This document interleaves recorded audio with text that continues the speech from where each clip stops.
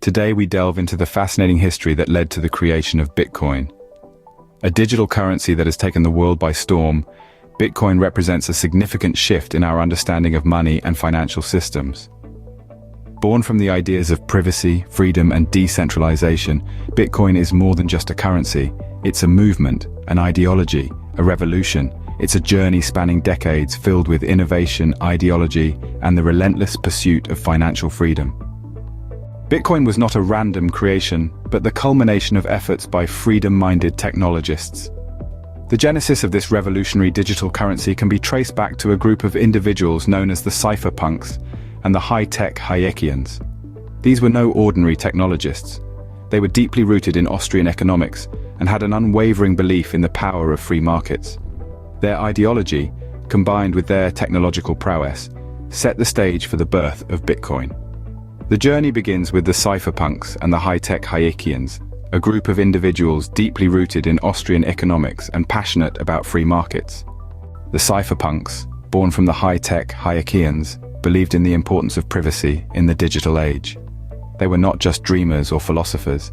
They were builders, coders, and architects of a new kind of freedom. They saw the potential of technology as a tool of liberation, a way to reclaim the power that had been centralized in the hands of governments and corporations. In their manifesto, they laid out their beliefs with crystal clarity. They saw privacy not as a luxury or a privilege, but as a fundamental human right, necessary for the health and survival of an open society in the electronic age. They understood that in a world where every click, every search, every purchase could be tracked and monitored, privacy was the last line of defense against surveillance and control. They were not content with just voicing their concerns or debating their ideas. They knew that action was necessary, that they had to take matters into their own hands, and so they wrote code. They built tools and systems to protect and preserve privacy, to make their vision a reality. Their manifesto stated, "Privacy is necessary for an open society in the electronic age. We must defend our own privacy if we expect to have any." Cypherpunks write code. The cypherpunks' endeavors gave rise to notable projects like PGP, Pretty Good Privacy, Tor, the Onion Router, and BitTorrent. These projects were more than just technological experiments. They were the first steps towards creating a decentralized digital world. First, let's talk about PGP. Developed by Phil Zimmermann, PGP became the gold standard for email encryption. It gave individuals the power to communicate securely without fearing interception or surveillance. This was the first time the power of cryptography was made accessible to the masses. Next, there's Tor. Originally sponsored by the US Naval Research Laboratory, Tor became a vital tool for preserving anonymity online. It enabled users to browse the internet without revealing their identity or location, providing a safe haven for free speech and privacy. Lastly, we have BitTorrent. Created by Bram Cohen, BitTorrent revolutionized file sharing by embracing decentralization. It did away with the need for a centralized server, instead distributing files across a network of peers. This was a game changer, demonstrating the power of a decentralized network. These projects were significant not only for their technological achievements, but also for their impact on our understanding of digital privacy and decentralization. PGP allowed secure communication, while Tor provided anonymity online. BitTorrent revolutionized peer-to-peer file sharing, all driven by decentralized networking and encryption. Despite these successes, the holy grail of a free market digital currency remained elusive. The quest for internet money was marked by ambition, innovation, but also significant challenges. Early pioneers ventured into this field with projects such as DigiCash, an electronic money corporation founded by David Chaum in the late 80s. There was also Hashcash, a proof-of-work system used to limit email spam and denial-of-service attacks, and e-gold, an early digital gold currency. However, these systems faced various hurdles, particularly due to their centralized nature, which inevitably led to regulatory interventions and security vulnerabilities.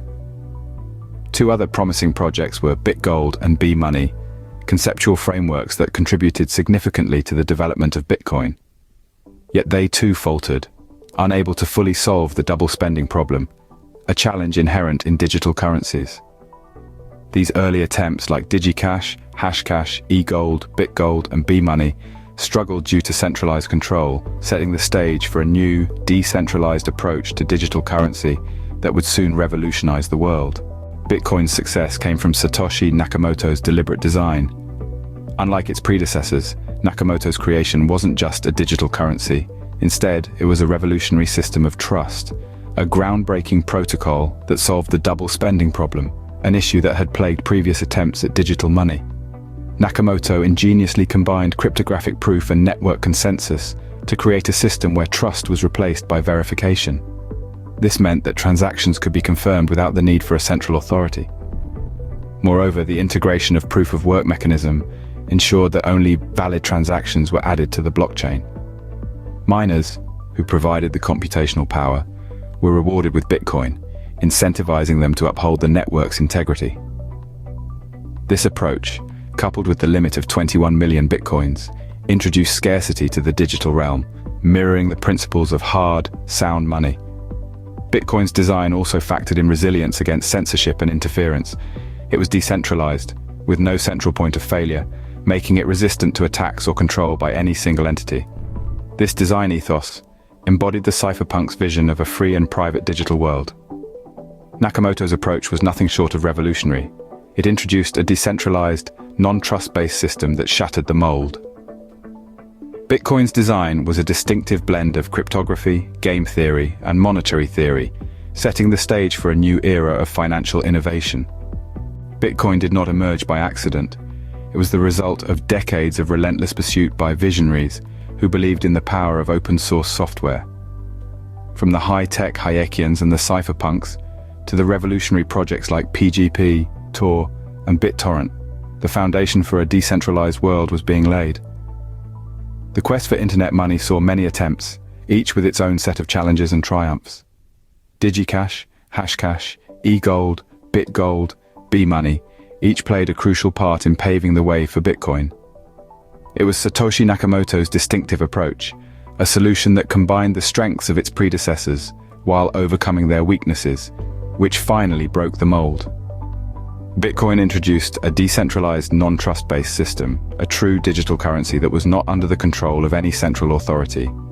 This prehistory helps us appreciate Bitcoin as a culmination of human effort, a testament to the strength of innovation and ideology. If you found this exploration of Bitcoin's journey intriguing, please subscribe for more insightful content. Each episode we delve deeper, peeling back the layers of the digital world, exposing the fascinating interplay of technology, ideology, and human ingenuity. It's a journey that's just begun, and there's so much more to discover. Together, we will continue unraveling the mysteries and complexities of the digital age.